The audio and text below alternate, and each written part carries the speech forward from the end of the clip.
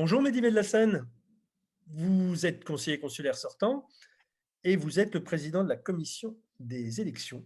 Et vous venez d'ailleurs faire un petit point sur la participation via le vote par Internet, la possibilité de voter par Internet est finie depuis aujourd'hui à 12 heures heure française, 11 heures heure Exactement. portugaise. Et bien, qu'en est-il de la participation pour les gens qui ont voté électroniquement?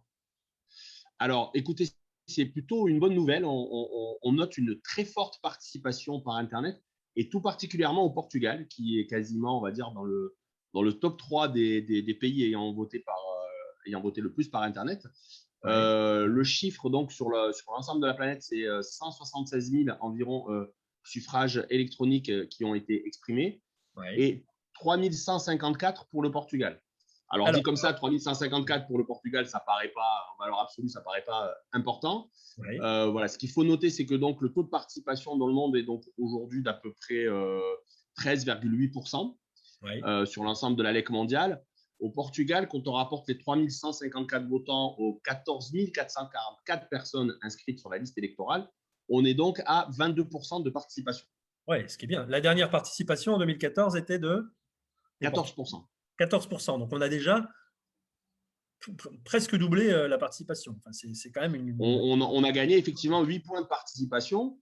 Et ce qui est encore plus impressionnant, c'est quand on transforme cette participation, là pour le coup en valeur absolue, puisqu'on s'aperçoit que le nombre de votants a, lui, quasiment triplé, Ah puisqu'il y oui, avait 1200 suffrages exprimés, vote Internet et vote à l'urne en 2014, et qu'on est déjà à cette date à 3154, comme je disais, votes exprimés. il Donc reste encore. effectivement, un sursaut de mobilisation démocratique, on va dire, au Portugal.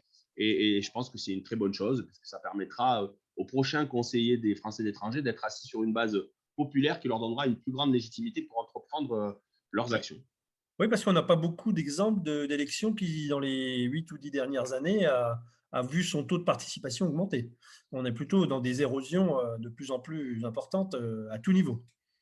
Alors effectivement, déjà, on avait perçu un intérêt certain pour ce scrutin en 2014, même si les chiffres étaient moins importants, comme je viens de le dire, puisque déjà entre 2012 et 2014, entre l'élection du premier député des Français de la 5e circonscription et l'élection des premiers conseillers consulaires, il y avait déjà eu une participation qui était plus forte, Oui, puisqu'on était passé, je crois, de 10% de participation pour la législative de 2012 à 14% pour l'élection des conseillers consulaires en 2014. Mais oui. là, c'est encore plus impressionnant. Si on prend comme base la législative partielle de 2018, on était à peu près à 6% de participation. Et donc là, on 6%, est déjà à 22% de participation. Donc, autant plus dire du qu'on triple. va avoir, on est à plus du triple et qu'on va avoir des conseillers des Français du Portugal mieux élus que la députée, que la Ouais. personne qui est députée pour l'instant. Ce qui n'est pas surprenant, ça rejoint les constatations qui avaient été faites notamment dans le baromètre des Français de l'étranger fait par Français du Monde en 2018, je crois, ou 2019, où effectivement il apparaissait que les élus qui étaient plébiscités par l'ensemble des Français interrogés étaient les conseillers consulaires. D'accord. Mais moi, je vais vous dire les deux explications principales qu'il faut retenir. C'est premièrement la très haute qualité de campagne électorale faite par les candidats et deuxièmement l'implication de la French Radio qui a su mobiliser les foules. Je ne vois que ça comme explication, cher Mehdi. Non, mais je crois que c'est des explications qui sont totalement, entre guillemets, légitimes. Je pense qu'effectivement, il y a plus de listes qu'en 2014. Si Ouais. effectivement chaque liste mobilise ses électeurs captifs, forcément, cela fait augmenter la participation. C'était une hypothèse qu'on avait évoquée en off sur votre antenne suite au débat, qui se vérifie. Il va falloir voir maintenant si ce surcroît de participation se constate aussi sur le vote à l'urne.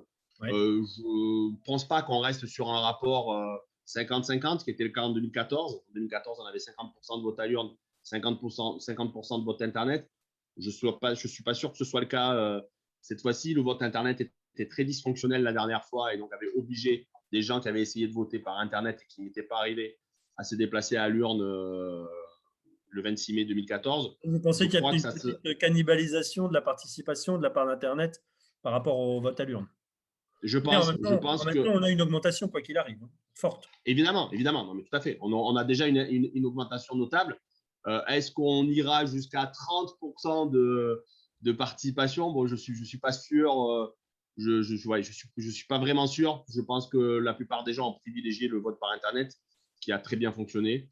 Et je pense que les personnes qui vont se déplacer dimanche à l'urne, et je souhaite qu'elles soient nombreuses, je pense que ce seront les personnes qui n'avaient pas malheureusement le loisir de voter par Internet parce que leurs données sur le registre n'étaient pas complets.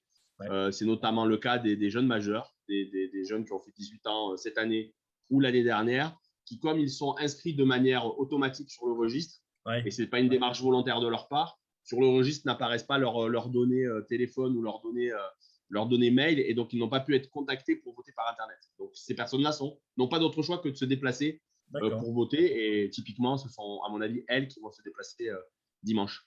Bon, en tout cas, on ne peut que se féliciter de ce bon chiffre et je vous remercie d'être venu nous annoncer cette bonne nouvelle. Bah, avec plaisir.